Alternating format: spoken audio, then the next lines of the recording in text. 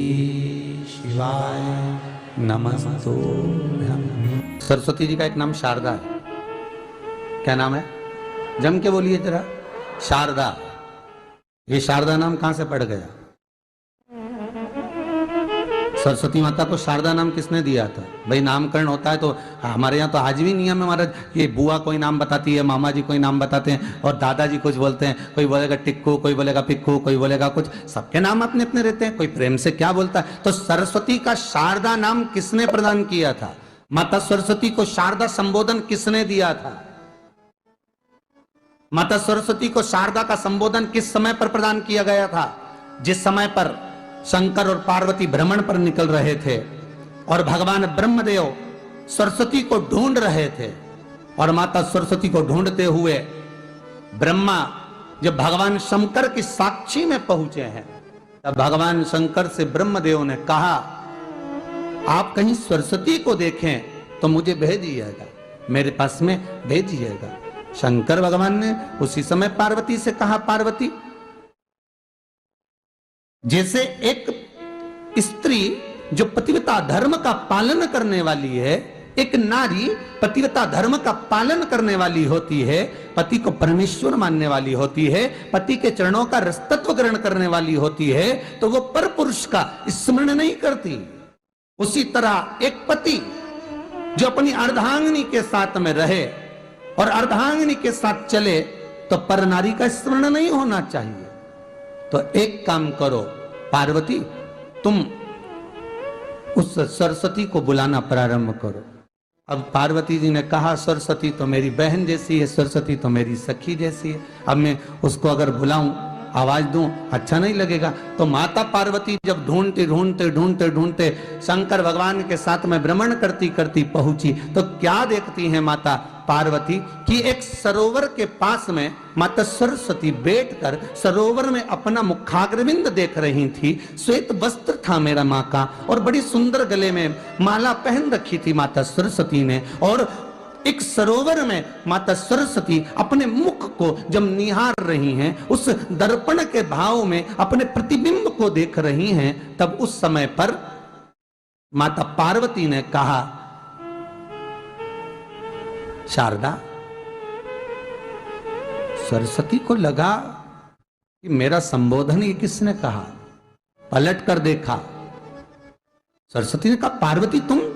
हाँ, मैंने तेरा जो दर्पण में प्रतिबिंब देखा है, तेरा स्वरूप देखा, पर तू इतनी सुंदर है, इतनी सुंदर है, पर तेरा जल में जो स्वरूप देखा ना, वो नीला दिखाई दिया, थोड़ा सा श्याम दिखाई दिया, इसलिए मैंने तुझे शारदा कह दिया। आज भी हमारे मध्य प्रदेश के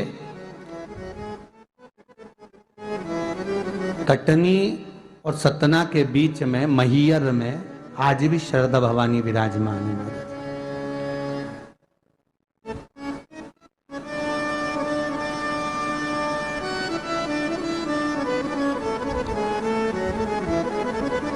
धार जिले में जाएंगे तो बाग क्षेत्र में मां बागेश्वरी, मां शारदा आज भी विराजमान। कहा,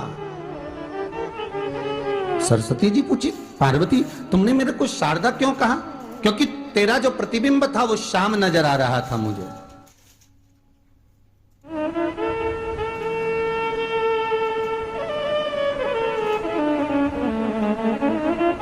उस प्रतिबिंब को देखकर मैंने तुझे शारदा का संबोधन दिया। तुम्हें ब्रह्मा जी बुला रहे हैं। सरस्वती ने कहा, पार्वती मैया, दीदी, आपने मुझे जो नाम दिया है, जगत के लोग, संसार के लोग मुझे इस नाम से जब पुकारेंगे तो ये शारदा, ये सरस्वती स्वयं उसके कंठ पर, उसके मस्तिष्क पर सदा विराजमान रहेगी, ये शारदा बनकर। इसलिए हमारे स्कूलों में, हमारे काव्य ग्रंथों में, हमारे जो कविगण रात्रि को जो काव्य पाठ करते हैं, कविता का स्मरण करते हैं, वो सरस्वती की वंदना नहीं करते, हे शारदे मां, शारदा की वंदना करते।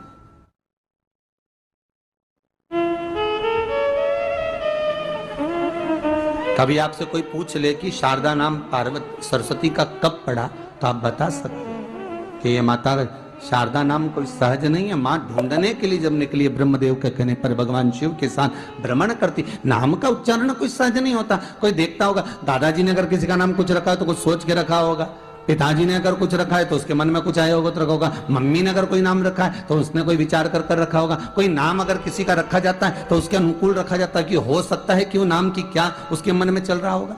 तो शारदा का संबोधन कोई सहज नहीं है। माता सरस्वती का एक नाम शारदा हुआ, इसलिए संबोधन में सरस्वती कम शारदे मां ज्यादा बोला जाता है। आप काव्य पाठ कर लो, नाम जाप कर लो, स्मरण कर लो।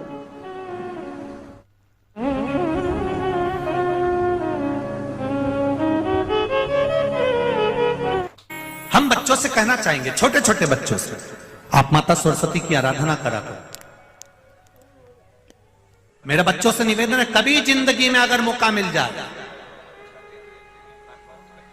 और सरसों के फूल यदि आपके जीवन में आपको कहीं से प्राप्त हो जाए, सरसों के फूल जानते हो ना, पीला कलर का होता है सरसों का फूल, आप प्रयास करो सरसों का फूल। जिस दिन माता सरस्वती का, मेरी बागेश्वरी का जिस दिन प्रागट्य उत्सव हो बसंत पंचमी का, उस समय पर माता सरस्वती का स्मरण कर कर वो सरसों का फूल आप देव अधिदेव महादेव को चढ़ाइए। जैसे माता सरस्वती को ज्ञान दिया था वैसा मेरा महादेव आपको भी ज्ञान दे।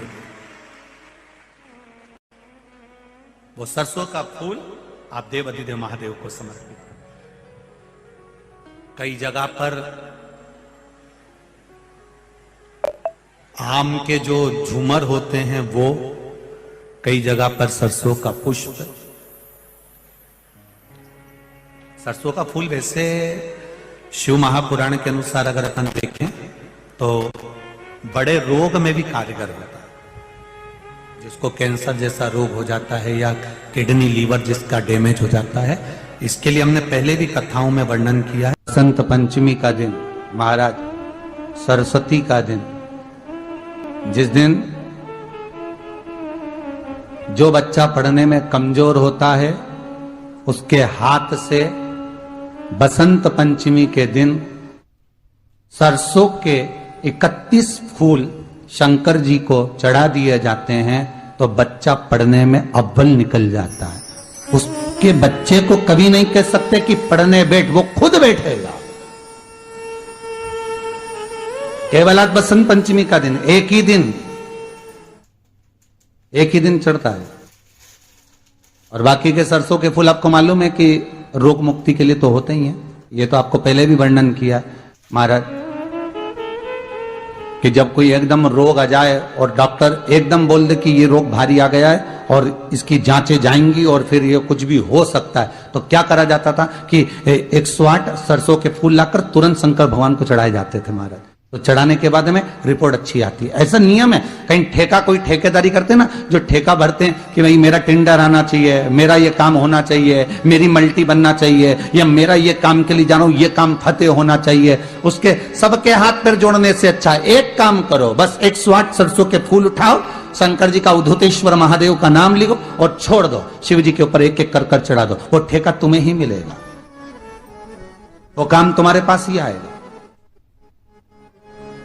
बस केवल अवधूतेश्वर मां, अर्थात ये जो क्रम है, ये वो क्रम तो 108 सरसों के फूल का आप कभी भी कर सकते हो, पर जो ये बच्चों के लिए किया जाता है वो केवल बसंत पंचमी के दिन ही होता है। शिवाय नमस्तु।